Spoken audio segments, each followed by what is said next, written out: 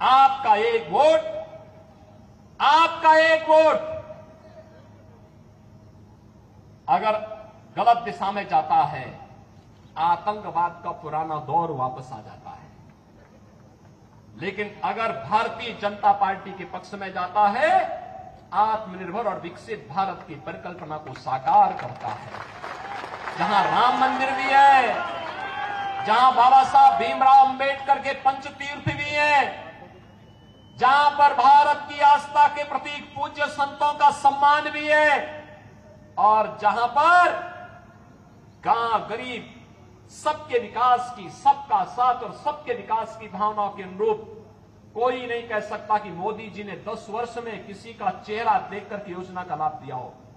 भारत का नागरिक हो, जरूरतमंद हो, उनको योजना का लाभ मिलना चाहिए। मोदी जी ने पहले दिन कहा सबका साथ सबका विकास। तो सबका साथ और सबके विकास में कहां से बात आती है, कहां से संविधान बदलने की बात आती है? मोदी जी तो बाबा साहब भीमराव अंबेडकर के संविधान की पूजा करते हैं। याद करिए, जब भारत का नया संसद बन रहा था, मोदी जी बाबा साहब भीमराव अंबेडकर जी के संविधान को सिर पे रख करके लेके जा रहे थे, कह रहे थे हमारे भारत का सबसे पवित्र ग्रंथ है, स्वतंत्र भारत का सबसे पवित्र ग्रंथ है। क्या कांग्रेस के लोगों ने कभी ये काम किया? कभी नहीं किया, करेंगे भी नहीं। इन्होंने तो बाबा साहब भीमराव अंबेडकर का जितना अपमान कांग्रेस ने किया, किसी और ने किया ही नहीं होगा। और इसलिए बहनों और भाइयों, इनके बहकावे में आने की आवश्यकता नहीं।